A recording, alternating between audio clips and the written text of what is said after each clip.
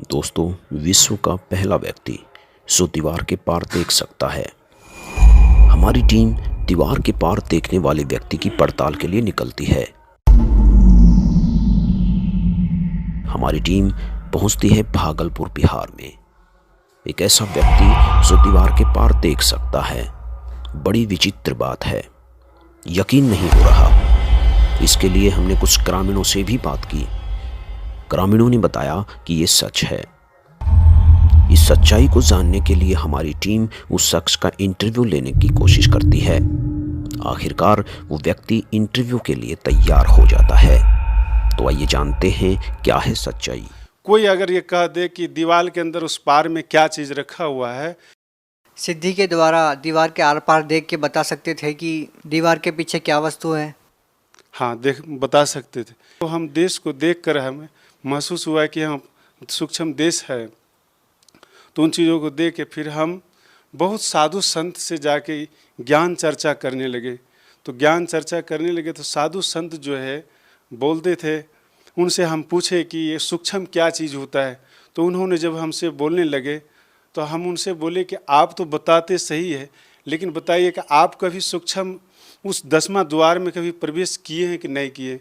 तो वो साधु संत बोलने लगे कि हम कभी नहीं गए हैं, लेकिन हम किताबें पढ़कर हम बोलते हैं। तो उन सब चीज़ों को देख के हमें ऐसा लग रहा था कि क्या ये साधु संत केवल बोलने का होता है, क्या करने की चीज़ नहीं है इनको।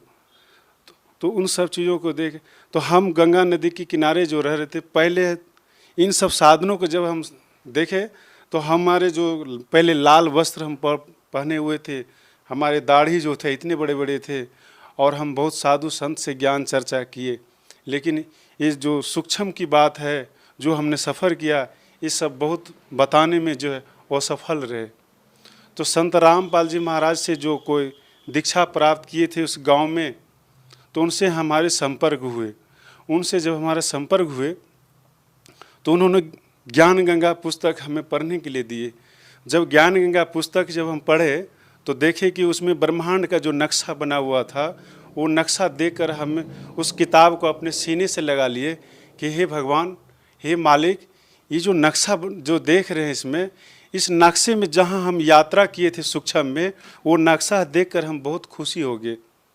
और उस नक्शे को देखकर हम मन में विचार किए कि नक्शा बनाने वाले कोई संत ही होंगे।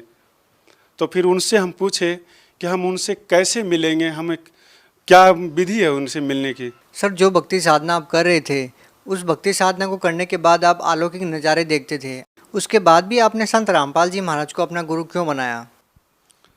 संत रामपाल जी महाराज को गुरु इसलिए बनाए कि संत रामपाल जी महाराज जी जो भी भक्ति बताते हैं, सतलोक की भक्ति बताते हैं, और जो ब्रह्मांड का जो चित्र बना हुआ है, उस चित्र को देखकर जो है हम लोग की बहुत खुशी हुई। फिर हम संत रामपाल जी महाराज की शरण में जब हम गए तो वहाँ पर जो है पहले बोले कि आप पहले दीक्षा लेना होगा, तब फिर संत रामपाल जी महाराज जी के आपको मिलने का समय दिया जाएगा। तो जो हम वहाँ पर जब लाइन में जब पहुँचे वहाँ पे, तो गुरु जी जब सबके सिर पर हाथ रख आशीर्वाद देते थे, तो जिस समय हमारे सिर पर हाथ रखे उसी समय हमें संत रामपाल जी महाराज जी पहचान में आ गए कि ये है कौन।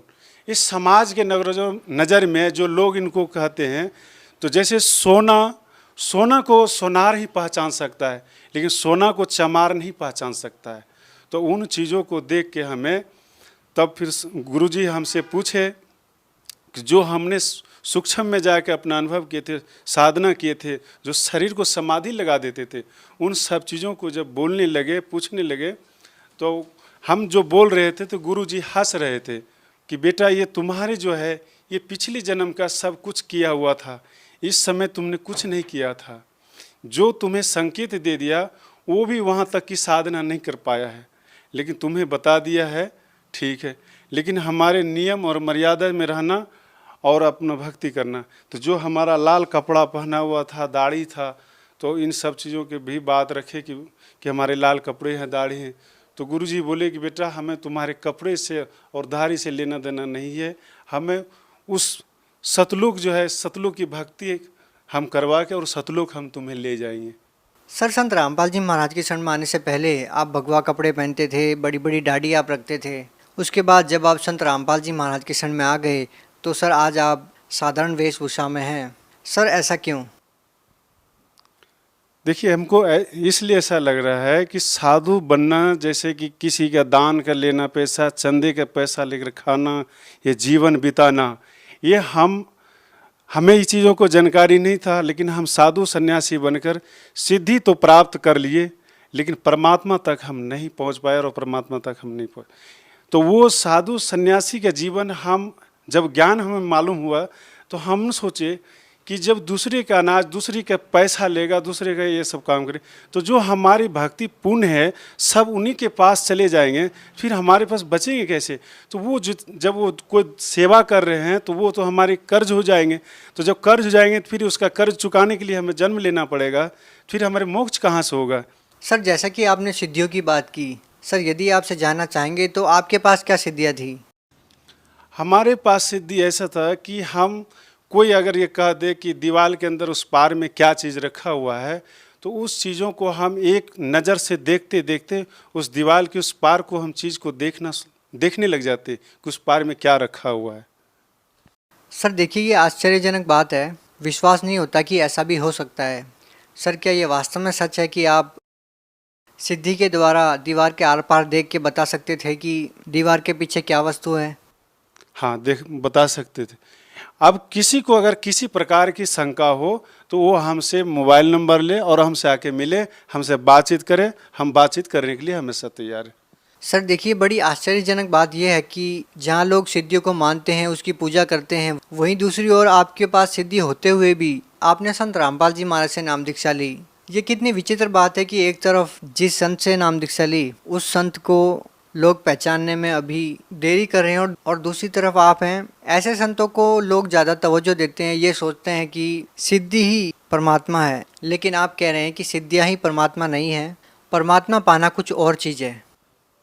देखिए, अगर पूर्ण संत से अगर उनको ज्ञान और भक्ति मिल जाए तो कहते पूर्ण संत से मिलेंगे तो उनका पूर्ण मोक्ष हो जाएंगे। लेकिन कोई भी अगर आज सिद्धि के बल पर, जैसे सिद्धि क्या चीज़ है कि सिद्धि एक अहंकार का चीज़ बन जाता है, जैसे अभिमान का चीज़ बनता है। जैसे किसी को कोई पोस्ट मिल जाता है, वो पोस्ट का अहंकार हो जाता है। लेकिन वास्तविक चीज़ ये है कि परमात्मा के लिए अहंकार और पोस्ट और यह सिद्धि नहीं, उनके अंदर का जो प्रेम है, जो प्यास है, जो तड़प है, वो तड़प होना चाहिए। अगर वो तड़प नहीं है तो समझ लीजिए उसके पास कुछ भी नहीं है। सर आप उन लोगों के लिए अपने आप में एक बहुत बड़ा जवाब हैं जो लोग ये कहते हैं कि संत रामपाल जी महाराज कोई चमत्कार करके दिखाए। जब चमत्कार करने वाले ही संत रामपाल जी महाराज के शिष्य बनने लग जाएंगे तो फिर लोगों के पास सवाल क्या रहेंगे? क्योंकि लोग कहते हैं कि चमत्कार को नमस्कार, लेकिन आप कह रहे हैं कि पूर्ण संत को नमस्कार। सर इस बारे में आप क्या कहना चाहेंगे? देखिए, चमत्कार से क्या होता है कि चमत्कार से तो मोक्ष नहीं होता है, लेकिन ये है कि जैसे मान लिया कि हमको परमात्मा चाहिए तो परमात्मा के लिए जो है वो तरफ होना चाहिए। ये सिद्धि, ये चमत्कार, ये जो कुछ भी है, ये भक्ति मार्ग में जो है एक बाधक होता है। इस बाधक में उलझ जाता है, उलझने के बाद जो है वो जो भक्ति जो है उसका सफल नहीं हो पाता है। सर जैसा कि लोग संतों के पास इसलिए जाते हैं कि उनको शारीरिक लाभ मिले, मानसिक लाभ मिले या आध्यात्मिक लाभ मिले, आपने संत रामपाल जी महाराज जी को गुरु क्यों बनाया? संत रामपाल जी महाराज को हम गुरु इसलिए बनाए कि हम बहुत साधु संतों के पास भटक भटक के अपना जीवन हमने बहुत खो चुका। जो कि आज हमसे बहुत सीनियर, बहुत साधु, जो कि 500 के ग्रुप में रहने वाले हम साधु थे, जो कि वो उस ग्रुप के लोगों ने कहते थे कि जो हमारे जो सिद्धि शक्ति है वो 500 के ग्रुप में नहीं थे। वो 500 ने ही हम ही को सर्वश्रेष्ठ मानते थे। लेकिन वो 500 ने ये आज भी समझ रहे हैं कि ये आखिर संत रामपाल जी के शरण में क्यों गए। ये हमसे पूछा गया तो हम उनको बताए। बात ये ऐसा है कि हम संत रामपाल जी महाराज के शरण में इसलिए गए हैं कि जो संत रामपाल जी महाराज जो भक्ति बताते हैं, जो साधना बताते हैं, जो नियम बताते हैं, वो बहुत संतों के पास में नहीं है। बहुत संतों के पास नहीं है जो संत रामपाल जी महाराज। और संत रामपाल जी महाराज को जो आज कोई भी इनको साधारण मानते हैं। ये साधारण नहीं है, यह समझ लीजिए कि पूर्ण परमात्मा है। क्योंकि परमात्मा को वही पहचान सकता है जिनका आत्मा परमात्मा के लिए तरफ होता है, और जिनकी आत्मा में तरफ नहीं है वो परमात्मा को नहीं पहचान सकते। सर कितनी विचित्र बात है ना कि आपके पास सिद्धियां होते हुए भी उन सिद्धियों का इस्तेमाल न करके आप संत रामपाल जी महाराज की शरण में गए। सर लाखों में एक दो ही ऐसे लोग होते हैं जिनके पास सिद्धियां होती है, जो चमत्कार कर सकते हैं, उसके बावजूद वो अपनी सिद्धियों का इस्तेमाल न करके, चमत्कार न करके, केवल भक्ति प्राप्त करने के लिए, भगवान प्राप्त करने के लिए संतों की शरण में जाते हैं, जैसा कि आप गए और आपने संत रामपाल जी महाराज को अपना गुरु बना लिया। यदि आप जिस तरह से आप बहुत ही साधारण वेशभूषा में हैं, आपको देखकर बिल्कुल ऐसा नहीं लगता कि आप चमत्कार करते होंगे, कोई आपके पास रिद्धि सिद्धि रही होंगी। यदि आप इस टाइम पे यदि भगवा कपड़ा पहन लेते हैं, लंबी दाढ़ी बढ़ा लेते हैं और चमत्कार करने लग जाते हैं, रिद्धि सिद्धियों का प्रयोग करने लग जाते हैं, तो आज आप हिंदुस्तान में लाखों लोगों का प्रतिनिधित्व कर सकते हैं। लेकिन एक बहुत बड़ी बात है कि आपने मान बढ़ाई को त्याग कर संत रामपाल जी महाराज को अपना गुरु बनाया। सर बहुत सारे ऐसे लोग होंगे, बहुत सारे संत ऐसे हैं जो आज भी चमत्कार करते हैं और लाखों की संख्या में उनके अनुयायी है। आप उन लोगों को क्या कहना चाहेंगे? देखिए, हम उन सबों को ये कहना चाहते हैं कि जितने भी साधु संत के वेशभूषा में बनकर जो वक्ता बने हुए प्रवचन करते हैं, दुनिया के लोग उनको मानते हैं और उनकी बात पर चलते हैं, लेकिन हम ये कहना चाहते हैं कि आखिर पूर्ण संत का पहचान क्या है। पूर्ण संत का पहचान तो जान लेना चाहिए। तो जितने भी साधु संत बने, तो ये अपनी जो है मान बड़ाई जो है ये छोड़ना नहीं चाहता है। ये जीवन में सबसे बड़ा दुश्मन हो जाता है मान बड़ाई। मान बड़ाई ही आपका सब खतरनाक होता है। तो ये जितने भी साधु संत बने हुए हैं, तो ये इन्होंने अपने संख्या बढ़ाकर जो है, अपनी पदवी बनाकर जो है, हम लोग के समाज में जो है गुमड़ा बनाकर बैठे हुए हैं। सर आज आपने संत रामपाल जी महाराज से नाम दीक्षा ले रखी है। सर क्या आज भी आपके अंदर वो सिद्धियां हैं? सर क्या आज आप दीवार के पार कोई वस्तु रखी है उसको बता सकते हैं? नहीं, संत रामपाल जी महाराज जी की शरण में जब से हम दीक्षा प्राप्त किए हैं, तो गुरु जी हमारे सिर पर हाथ रखकर इस पे बैंड लगा दिए कि बेटा जो तुमने पहले जितने भी सिद्धि जो भी कुछ किया सो किया से आज के बाद ये नहीं करना है। तो हमने हाथ जोड़कर गुरु जी से प्रार्थना की कि गुरु जी आज के बाद हम कोई सिद्धि का प्रयोग नहीं करेंगे। गुरु जी वचन दिए कि बेटा अगर तुम कोई भी सिद्धि का प्रयोग करोगे तो तुम सतलोक नहीं जा पाओगे। इसलिए हम वचन दिए गुरु जी अब कभी भी हम कोई सिद्धि का प्रयोग नहीं करेंगे, क्योंकि सिद्धि का प्रयोग करने से उनका पुण्य छीन होता है। सर आप भगत समाज को क्या संदेश देना चाहेंगे? भगत समाज से हम ये संदेश देना चाहते हैं कि जो भी कोई भी पंथ में इधर उधर कहीं भी भटक रहे हैं, तो ये आपका जो है समय आ गया है, तो आप जो है इधर उधर ना भटके और आप संत रामपाल जी महाराज के शरण में जो टीवी चैनल साधना चैनल पर जो प्रोग्राम आते हैं, उस चैनल पर प्रोग्राम में जो मोबाइल नंबर रहता है, उस मोबाइल नंबर से बात कीजिए। जो जहाँ से भी है उन